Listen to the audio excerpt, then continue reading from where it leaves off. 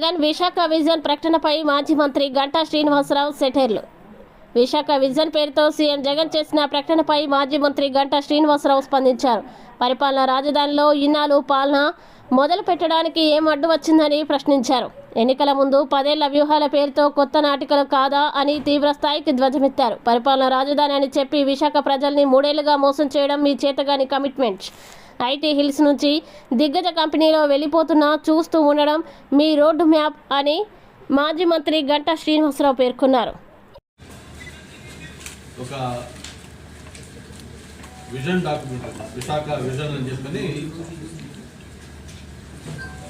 ఒక డాక్యుమెంట్ ఒకటి విశాఖపట్నంలో రిలీజ్ చేయడం, దాని మీద ఆయనకున్న ఆలోచన ఏంటి, విశాఖపట్నం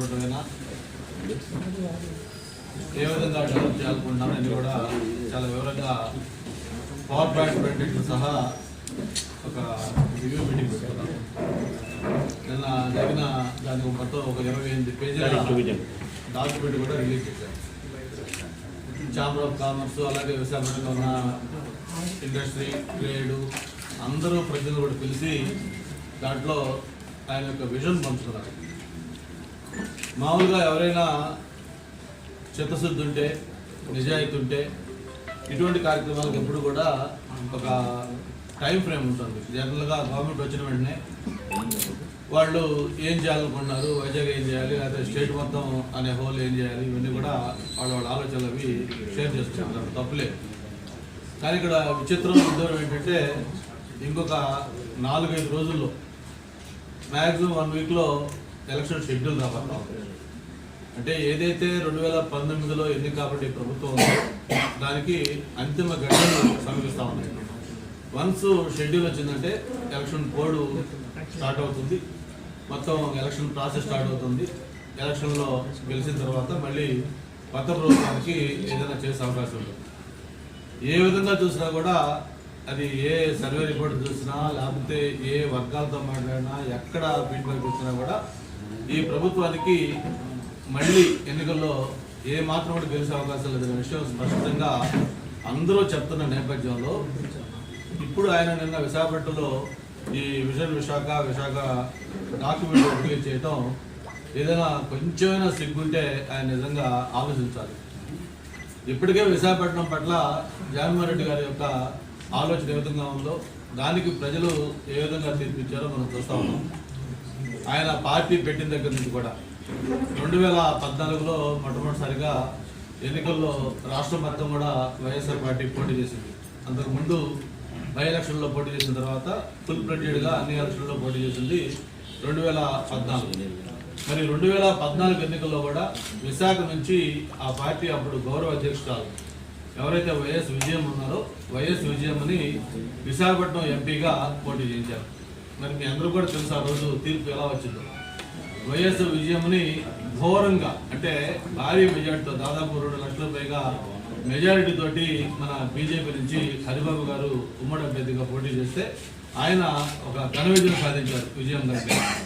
అంటే విశాఖపట్నం ప్రజలు ఎలాంటి వ్యక్తులు కోరుకుంటున్నారు, ఎలాంటి పార్టీలు కోరుకుంటున్నారు, ఎలాంటి అభ్యర్థులు కోరుకుంటున్నారు అనేది ఆ 2014 ఎన్నికల్లో వైఎస్ విజయమ్మ ఎన్నికల ద్వారానే ఈ ప్రజలు స్పష్టంగా చెప్పారు. ప్రజలు నమ్మారు. నిజంగా ఈయన ఏమన్నా చేస్తాడేమో, ఒక ఛాన్స్ అన్నాడు కదా చూద్దామని చెప్పని ఒక ఆంధ్రప్రదేశ్ హిస్టరీలో ఎప్పుడు లేనటువంటి ఒక ఘన విజయం వైఎస్ఆర్ పార్టీకి ఇచ్చారు. 151 మంది ఎమ్మెల్యేలు, 22 మంది ఎంపీలు, అలాగే 50% ఓట్ బ్యాంకు వైఎస్ఆర్ పార్టీకి ఇచ్చారు.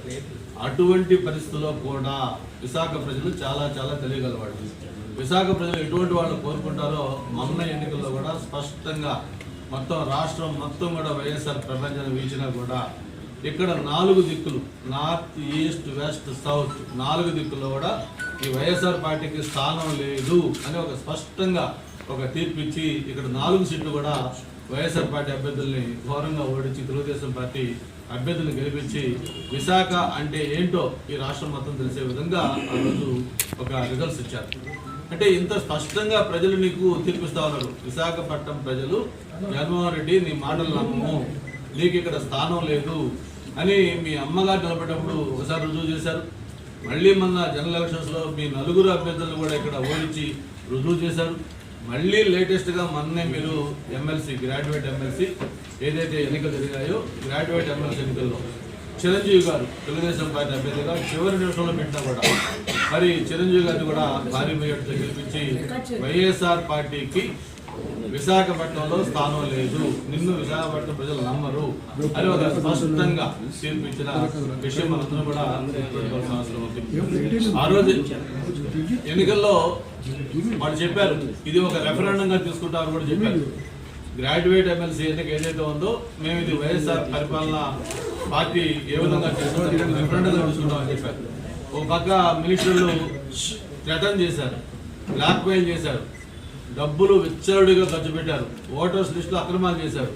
చివరికి మీరు కానీ వైఎస్ఆర్ పార్టీ అభ్యర్థికి గ్రాడ్యుయేట్ కౌన్సిల్లో వేయకపోతే పథకాలు అందకుండా చేస్తామని చెప్పారు. ఎన్ని మీరు ప్రయత్నాలు చేసినా కూడా చిరంజీవి గారు భారీ మెజార్టీతో గెలిచి విశాఖపట్నం కాదు ఈ రాష్ట్రం మొత్తం కూడా మేధావర్గం ఏ విధంగా ఆలోచిస్తుందో ప్రజలకి ఒక స్పష్టంగా తీర్పిచ్చారు. మరి ఈ విధంగా ఇవన్నీ జరుగుతూ ఉంటే మరి మీరు ఒక పక్క విశాఖపట్నాన్ని ఏదో 1,05,000 కోట్లతోటి డెవలప్మెంట్ చేస్తాం, లేకపోతే ఇన్ని మాకు ఆలోచనలు ఉన్నాయి అవన్నీ ఇప్పుడు చెప్తా ఉంటే ప్రజలు నవ్వుకుంటా ఉన్నారు. మరి చూసాం మీరు గతంలో ఒక బస్ షెల్టర్ కట్టారు. ఇక్కడ బస్ షెల్టర్ అంటే మీకు తెలుసు అది ఏమాత్రం ఉంటుంది, ఎంత కాస్ట్లో ఉంటుంది, ఎలా ఉంటుందో. అటువంటి బస్ షెల్టర్ కడితే అది పూర్తిగా వినియోగంలో రాకముందే ఆ బస్ షెల్టర్ కూలిపోయిన విషయం మనం చూసాం. మీడియాలో కూడా అన్ని చోట్ల ప్రముఖంగా వచ్చింది. అదే అయిపోయిన తర్వాత రీసెంట్గా మొన్నే మనం చూసాం బీచ్లో ఏదో ఫ్లోటింగ్ బ్రిడ్జ్ చెప్పని పెడితే అందరూ కూడా చాలా సంతోషపడ్డాం. ఓహో విశాఖపట్నంలో కొత్త ఏదో పెట్టారని చెప్పి. అది 3-4 వచ్చుడు కాదు, ఒక్క రోజుతోటే ఆ ఫ్లోటింగ్ బ్రిడ్జి కట్ అయిపోతే మళ్ళీ దాన్ని మూసేసి చేశారు. పెట్టాడు మొత్తం ఏ ఇన్స్టిట్యూట్ అంటే ఏ బిల్డింగ్ తాకట్టు పెట్టాడు కూడా ఇవన్నీ ఒకసారి చూడాల్సిన అవసరం ఉంది. సర్క్యూట్ హౌస్, తహసీల్దార్ కార్యాలయం సీతమ్మధర, R&B క్వార్టర్స్ రేసవాడ, ప్రభుత్వ పాలిటెక్నిక్ కాలేజ్ కప్పరాడ, అలాగే ప్రభుత్వ ఐటీఐ కాలేజ్ కప్పరాడ, రైతు బజార్ గోపాలపట్నం, అలాగే డైరీ ఫామ్ చెన్నగదిరి, పట్టు పరిశ్రమ శాఖ పక్కనపాలెం, TCPC బక్కనపాలెం, పోలీస్ క్వార్టర్స్ కెల్లంపొడి, ఈ బంగ్లా కెల్లంపొడి, CWD ఆఫీస్ కెల్లంపొడి, ఈ బంగ్లా కెల్లంపొడి, మొత్తం 128.7 ఎకరాలు. ఈ మొత్తం కూడా 25,000 కోట్ల పైగా భూములు తాకట్టు పెట్టి వీళ్ళకి రుణాలు తీసుకున్నారు. అంటే ఇది పెద్ద ఆశ్చర్యం కాదు. చివరికి సెక్రటేరియట్ తాకట్టు పెట్టి రుణం తీసుకున్న తర్వాత ఈ పెట్టడం పెద్ద మన ఆశ్చర్యం కాదు. అంతేకాకుండా సిగ్గు లేకుండా మళ్ళీ వాళ్ళ మంత్రులు అంటా ఉన్నారు ప్రభుత్వం తాకట్టు పెట్టకుండా రుణాలు ఇస్తారని చెప్పారు. తాకట్టు పెట్టుకుని రుణాలు ఇస్తారని చెప్పట్లా, కానీ ఏది తాకట్టు పెట్టాలి ఏది తాకట్టు పెట్టకూడదో కూడా ఆలోచించే జ్ఞానం ఈ మంత్రులు కానీ ముఖ్యమంత్రి ఉన్నట్ల. చివరికి సెక్రటేరియట్ తాకట్టు పెడుతున్నామంటే ఈ ప్రభుత్వం యొక్క ఇమేజ్ బయట ఎవరుకుంటారో అది కూడా ఆలోచించుకోకుండా దాని మీద మాట్లాడుతున్న పరిస్థితి అందరూ కూడా అర్థం చేసుకోవాలి. జగన్మోహన్ రెడ్డి గారు మీరు ఎన్ని కుప్పిగంతులు వేసినా మీరు ఎన్ని మాటలు చెప్పినా మీకు ఈ రాష్ట్రంతో రుణం తీరిపోయింది. మీకు రేపు జరిగే ఎన్నికల్లో తెలుగుదేశం పార్టీ జనసేన కాంబినేషన్లో ప్రజలు మీకు పర్మనెంట్గా బై బై చెప్పే రోజు రాబోతా ఉంది. మిమ్మల్ని ఈ రాష్ట్రంలో మళ్ళీ మీరు గెలిచేది లేదు, ముఖ్యమంత్రిగా ప్రమాణ స్వీకారం ఎక్కడా చేసేది లేదు.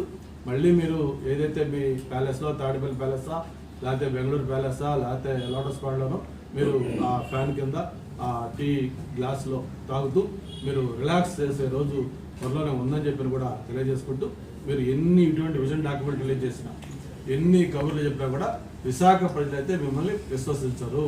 మిమ్మల్ని పర్మనెంట్గా ఈ విశాఖ ప్రజలు మిమ్మల్ని చేదరించుకున్నారు. ఆల్రెడీ మీ అమ్మ ఎలక్షన్ ద్వారా నిరూపించారు, మన ఎలక్షన్లో నిరూపించారు, మన ఎమ్మెల్సీ ఎన్నికల్లో నిరూపించారు, రేపు జరిగే ఎన్నికల్లో కూడా మళ్ళీ నిరూపించబోతా ఉన్నారు.